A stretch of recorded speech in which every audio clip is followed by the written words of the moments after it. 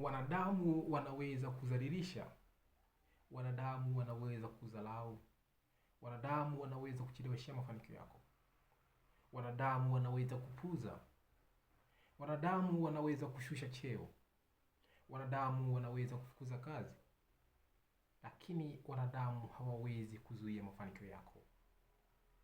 Hivi ni nani angeamini Nelson Mandela angeweza kuwa rais wa Afrika Kusini mara baada ya kufungwa gerezani kwa miaka 27?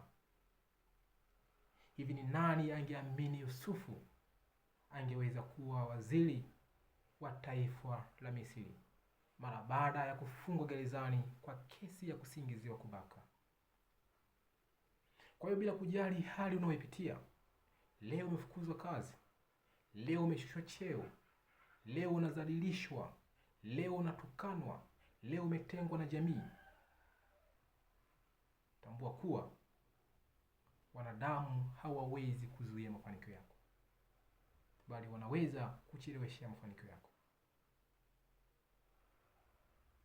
Kwa hiyo usikate tamaa juu ya hali unayoipitia, usikate tamaa juu ya magumu unayopitia, bali endelea kuwa na imani na matumaini makubwa juu ya ndoto yako.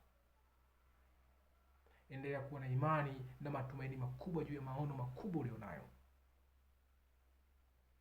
Endelea kuwa na imani na matumaini makubwa juu ya hatima kubwa unaoitamani kuifikia. Kwa hiyo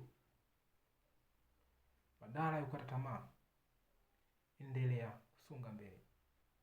Bila kujali maelfu ya watu hawaamini kwenye kitu ambacho unakifanya, bila kujali maelfu ya watu wanakudhalilisha, bila kujali maelfu ya watu wanakudharau, bila kujali maelfu ya watu hawaamini kwenye kitu unachokifanya, bila kujali maelfu ya watu wamekuhukumu kwa kosa ambalo hujalifanya, amini utafanikiwa, amini utashindwa, kwani wanadamu wanaweza kudhalilisha, wanaweza kudharau, wanaweza kutukana, wanaweza kusema vibaya, lakini wanadamu hawawezi kuzuia mafanikio yako. Bila kusahau, mafanikio yako ndiyo furaha yangu. Asanteni sana kunisikiliza, na Mungu awabariki.